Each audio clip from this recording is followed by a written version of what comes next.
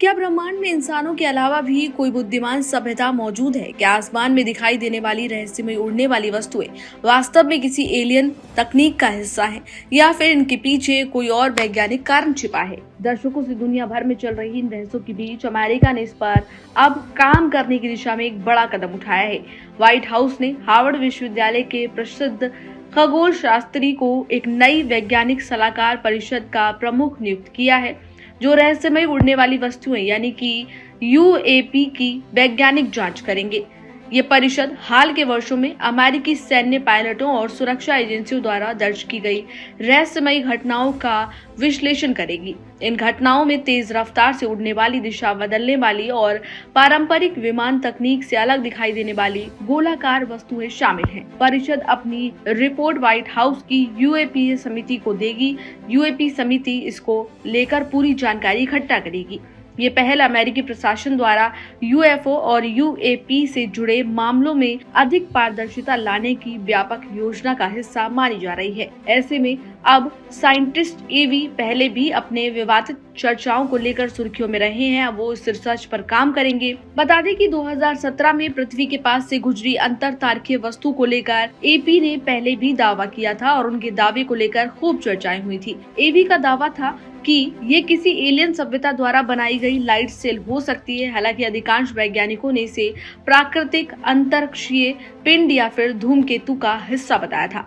साल 2023 में उनकी टीम ने प्रशांत महासागर के धातु के सूक्ष्म गोल कण भी एकत्रित किए थे और दावा किया था कि उनका संबंध किसी भारी ग्रह या उन्नत तकनीक से हो सकता है। लेकिन वैज्ञानिक समुदाय के बड़े हिस्से ने इस निष्कर्ष को लेकर असहमति जताई थी। नई जिम्मेदारी मिलने के बाद अब लोएब का कहना है कि उनकी टीम किसी पूर्व ग्रह की जांच नहीं करेगी। उनके अनुसार शुरुआती मान्यता यही होगी कि रहस्यमय वस्तुएं मानव निर्मित भी हो सकती हैं और पूरे मामले को अंतर्राष्ट्रीय और राष्ट्रीय सुरक्षा के स्तर पर देखा जाएगा। हालांकि उन्होंने ये भी कहा कि अगर सरकार अधिक गुणवत्तापूर्ण डेटा जुटाने में सफल होती है तो भविष्य में एलियन जीवन को लेकर दशकों पुरानी बहस और वैज्ञानिक जवाब मिल सकता है। बता दें कि इस वैज्ञानिक पैनल में 1 दर्जन से अधिक विशेषज्ञों को शामिल किया गया है। इसमें अमेरिकी नौसेना के सेवानिवृत्त रियर एडमिरल भी शामिल हैं, जिन्होंने पहले कुछ यूएपी घटनाओं को गैर मानवीय बुद्धिमत्ता से जुड़ा होने की संभावना जताई थी। टीम ने अपनी पहली बैठक के बाद पेंटागन में यूएपी से जुड़े 50 से अधिक वीडियो, तस्वीरें और अन्य दस्तावेज उपलब्ध कराने का अनुरोध किया है, ताकि सभी मामलों की स्वतंत्र वैज्ञानिक समीक्षा की जा सके।